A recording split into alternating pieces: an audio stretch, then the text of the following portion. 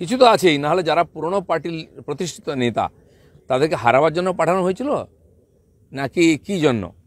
লোকে জেতা সিট হারা সিট জেতার জন্য প্ল্যানিং করে, এ তো জেতা সিট হারাবার জন্য প্ল্যানিং হয়েছে মনে হচ্ছে। যে যুক্তি তর্ক দেওয়া হয়েছে আমি নাকি ওখানে দাঁড়ালে হেরে যাব, কুর্মীরা আমার বিরুদ্ধে, তো যেখানে কুর্মী ভোট পুরুলিয়া সেখানে তো আমরা জিতে গেছি। কুর্মীদেরকে খেপানো হয়েছিল আমার বিরুদ্ধে আমাকে সরাবার জন্য। দ্বিতীয় হচ্ছে দেবশ্রী যেখানে কাজ করেছে, মন্ত্রী ছিল, আমি তাকে বলেছি তুমি পার্টি কামড়ে পড়ে থাকো, মাটি কামড়ে তুমিই জিতবে। সে আসন আমরা জিতেছি, আর যে জিতেছে সে তার কাউন্সিলর ছিল। একটা তাকে কে চিনত ওখানে? সে তো একটা ওখানে গ্রামীণ পুরসভার নেতা, সে জিতে গেল, দেবশ্রী জিততো না। এর পিছনে কি আছে, কেন করা হচ্ছে, এটা তো ভাবতে হবে। যেখানে আক্রমণ হচ্ছে কার পারমিশনে হচ্ছে? কর্মীরা যখন ফোন করে, যখন কান্নাকাটি করে, বাড়ি ছাড়া হয়, তার কাছে কি ফর্মালিটি থাকবে, পার্টি থাকবে, নাকি মানবতা থাকবে? বহু কর্মী আজকে বিভিন্ন জেলায় জেলা অফিসে এসে থাকছেন, ওনারা এখানে এসছেন সুন্দরবনের থেকে, আমাদের কর্মীরা আমার সঙ্গে দেখা করলেন এসে, তারা ভোটের পরে চলে এসছেন। তো পারমিশন নেওয়ার জন্য, প্রোগ্রাম করার জন্য পারমিশন নিতে হয়, কারোর সঙ্গে দেখা করার জন্য কোনো পারমিশন নেওয়ার দরকার হয় না। আমি চিরদিন কর্মীদের সঙ্গেই ছিলাম, এখনও আছি। পার্টির প্রোগ্রামে আমি 4 বছর ধরে যাই না, আমাকে ডাকাও হয় না, আমার কোনো মতামত নেওয়া হয় না, কিন্তু আমি পার্টির কর্মীদের সঙ্গে থেকেছি, সাধারণ মানুষের সঙ্গে থেকেছি, আর আমি সেটাই থাকবো যতদিন রাজনীতিতে থাকবো। আর রাজনীতি না করলে অন্যভাবে থাকবো, মানুষের কাছে যেতে কেউ কাউকে আটকাতে পারে না। পর্যালোচনা হওয়া উচিত, কর্মীরাই বলবেন কেন কি সমস্যা হয়েছে।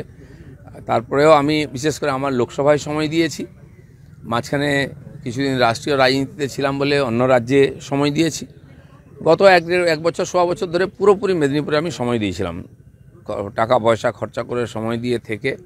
তো সেখানে আমাকে লড়তে দেওয়া হয়নি, তো তার ফলে দেখা গেছে রেজাল্ট দুই দিকে কী হয়েছে। সব পার্টিতে সবসময় এটা হয়, রেজাল্ট খারাপ হলে কর্মীদের মনের মধ্যে ক্ষোভ বিক্ষোভ জাগে, তারা নিজের মতামত ব্যক্ত করেন বিভিন্নভাবে। রাজনীতির নতুন কিছু না, পোস্টার সারা বছরই পড়ে, সেটা অন্য জিনিস। কিন্তু পার্টির কথা ভাবতে হবে, যারা বলছেন তারা পার্টির স্বার্থে কথাবার্তা বলছেন, সবার সঙ্গে কথা বলা উচিত, মতামত নেওয়া উচিত, পর্যালোচনা হওয়া উচিত এই সময়টা। নাহলে কমাস পরে সবাই ভুলে যাবে, চাপা পড়ে যাবে, আবার সেই একই রেজাল্ট হবে। ওখানে দিল্লিতে যে কোয়ার্টার আছে ওটা তো সরকারকে বুঝিয়ে দিতে হবে, হিসাবপত্র, আমারও কিছু জিনিসপত্র আছে নিয়ে আসতে হবে, সেই জন্য যাবো, এমন কিছু তাড়া নেই আমার। তাহলে 27,000 মাত্র হারলো কেন? তো 1.5 লাখ 2 লাখে হারতো, আমি থাকলে 1-1.5 লাখে জিততাম, সেটা নেমেছে।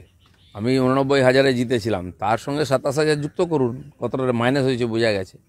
তো সেজন্য যারা বলছেন এখন তো পিঠ বাঁচাবার জন্য কাউকে কিছু বলতেই হবে, বাস্তবটা তো তথ্য, সেটা তো সবাই বলবে, পাবলিক জানে, ওখানকার লোক জানে, ওখানকার কর্মীরা বলে দেবেন কি হয়েছে না হয়েছে। ভোটের যে পার্সেন্টেজ দেখানো হচ্ছে, লোকসভা ভোটে আমরা সবসময় এগোই, বিধানসভায় পিছিয়ে থাকতাম।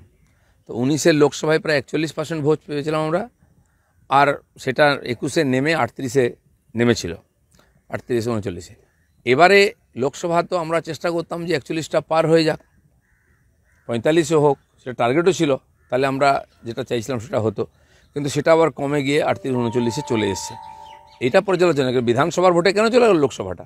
নরেন্দ্র মোদীর নামে ভোট হয়েছে, সংগঠন বেড়েছে, এত নেতা এসে গেছেন। 21-এও এত লোক ছিল না, 19-এও তো কেউ ছিলই না, দিলীপ ঘোষ ঘুরে ঘুরে প্রচার করেছিল, আর কেন্দ্রীয় নেতারা ছিলেন।